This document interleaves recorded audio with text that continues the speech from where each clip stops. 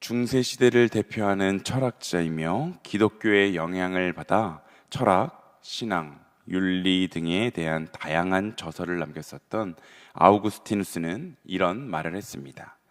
남이 잘 되는 것을 보고 진심으로 기뻐할 수 있는 유일한 사람은 자식을 바라보는 부모뿐이다 라는 말입니다.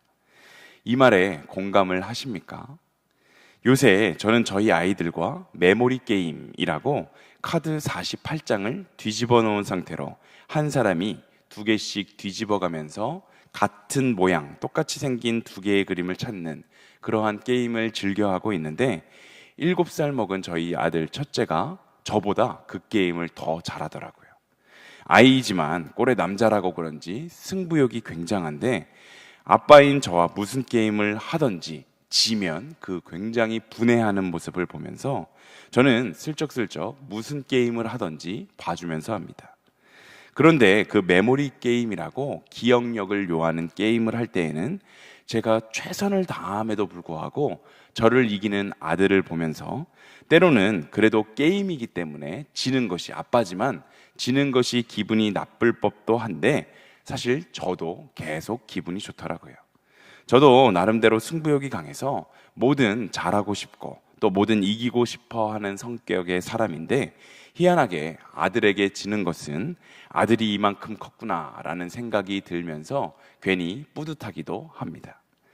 남이 잘 되는 것을 보고 진심으로 기뻐할 수 있는 사람은 자식을 바라보는 부모뿐이다 라는 말을 반대로 말하면 부모 자식 간이 아닌 이상 다른 사람이 잘 되는 것을 진심으로 기뻐하고 내일처럼 기뻐할 수 있는 것은 정말 어렵다라는 것을 반증하고 있는 것입니다.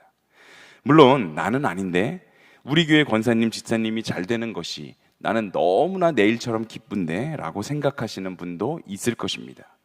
정말 많은 일이 꼬여서 어려움에 처했었던 교우가 함께 중보기도 하면서 결국에는 그 일이 해결되는 모습을 볼 때 내일처럼 진심으로 기쁘기도 하지만 어떤 분이 하는 일마다 다 나보다 잘 되면 아마 연약한 인간인 우리는 진심으로 끝까지 모든 것을 내일처럼 기뻐하기만은 힘들 수도 있을 것입니다.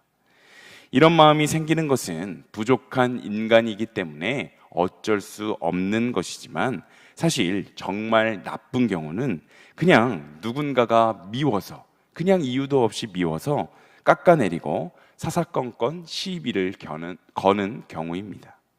그건 누군가가 잘 되는 것이 싫다 이런 것이 아니라 그냥 사람 자체가 싫은 것인데 우리도 이 세상을 살아가다 보면 큰 이유 없이 그냥 미운 사람이 한둘쯤은 있지 않습니까? 아무리 마음을 다잡아 보려고 해도 그 마음을 바꾸기가 어려울 때가 참 많습니다. 오늘 본문에는 예수님이 자꾸만 행하시는 그 놀라운 기적으로 인해서 당신들의 기득권이 위태로워진 유대 지도자들이 예수님을 일부러 음해하고 죽이려고 모의하는 그러한 장면이 등장하고 있습니다.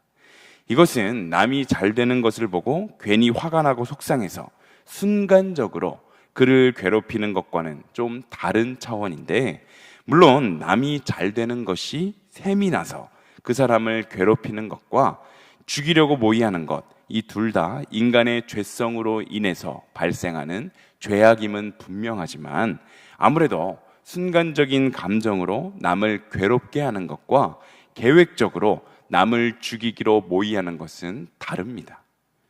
예수님이 앞을 보지 못하던 사람의 눈을 뜨게 하셨을 때 많은 사람이 예수님의 주위에 몰려들었었는데 무리 중에서도 정말로 그 일을 신기하게 생각하는 사람과 안식일에 그 사람을 고쳤다는 사실을 못마땅하게 생각하는 두 종류의 두 무리가 있었습니다. 주님이 가시는 곳에는 항상 이렇게 예수님을 지지하는 사람들과 그를 의심하는 사람들 두 무리가 있었습니다. 요한복음 10장 24절에 보면 유대인들이 예수님을 애워싸고 당신이 정말로 그리스도라면 시원하게 대답을 좀 해주세요 라고 말을 하는데 거기에도 분명 예수님을 그리스도라고 생각하는 사람과 그렇지 않다라고 생각하는 사람들이 있었습니다. 이 질문에 대한 대답으로 예수님은 나는 하나님의 아들이다, 또 나와 아버지는 하나다 라고 대답을 하는데, 유대인들은 이 말이 너무나도 충격적이고 이단적으로 받아들여졌기 때문에 순간 돌을 들어서 예수님을 치려고 했습니다. 그 분노한 무리를 피해서 예수님은 요단강을 건너 그 몸을 피하셨습니다. 그런데 하필 예수님께서 몸을 피해 계실 그때에 예수님이 사랑하던 나사로가 죽었다라는 소식을 듣게 되는데, 예수님은 그 말을 듣고도 즉각적으로 움직이지 않으시고 나흘이나 지난 후에 예루살렘 근처에 다시 나타나셨습니다. 그리고 나사로의 시신이 있는 마리아의 집으로 이동하셨는데, 그곳에서 놀라운 기적을 보여주시지 않으셨습니까? 주님은 마리아와 마르다에게 나사로의 무덤으로 가자라고 말씀하셨고, 무덤의 돌을 옮겨놓고 눈을 들어 하늘을 보시며 아버지께서 나를 보내신 것을 그들로 믿게 하려 합니다 라며 기도하셨습니다. 기도 후에 주님은 큰 소리로 나사로를 부르셨는데, 죽었던 나사로가 스스로 걸어 나왔고, 그곳에서 그 장면을 본 많은 사람들은 너무 놀라서 아무 말도 할 수가 없었습니다. 이런 말도 안 되는, 정말 신이 아니고서는 할 수 없는 죽은 사람을 살려내는 기적을 본 사람들은 이제 모두 예수님을 믿게 되었을까요? 오늘 본문 45절은 이렇게 이야기합니다. 우리가 함께 읽어보겠습니다. 마리아에게 와서 예수께서 하신 일을 본 많은 유대인이 그를 믿었으나. 아멘. 죽은 사람이 살아나는 기적을 통해 정말 많은 사람이 주님을 믿고 주님을 메시아로 인정했습니다. 하지만 예수님을 따르던 무리에는 늘 예수님을 믿는 무리가 있었다면 예수님을 반대하는 무리도 있었는데, 이 놀라운 기적을 보고도 여전히 예수님을 믿지 않았던 자들은 그 자리를 빠져나와서 바리새인들에게 찾아가 자신이 본 기적에 대해서 이야기를 합니다. 이 이야기를 들은 바리새인들은 당시의 대제사장인 가야바를 설득해서 급하게 회의를 소집하게 되는데, 예수가 저런 엄청난 표적을 자꾸 행해서 많은 사람들이 그를 자꾸 믿고 있으니까 이러다가 모든 유대인들이 그를 믿게 될 판인데, 이걸 도대체 어떻게 하면 좋을지에 대한 의논이었습니다. 정말 예수가 메시아일 것이다 라는 것은 생각조차도 하지 않고, 그가 점점 메시아처럼 보이니까 불안한 마음에 회의를 소집하게 된 것인데, 결국 대제사장이었던 가야바는 이러한 결정을 내립니다. 본문 50절도 함께 읽어보겠습니다. 50절입니다. 한 사람이 백성을 위하여 죽어서 온 민족이 망하지 않게 되는 것이 너희에게 유익한 줄을 생각하지 아니하는도다 하였으니. 아멘.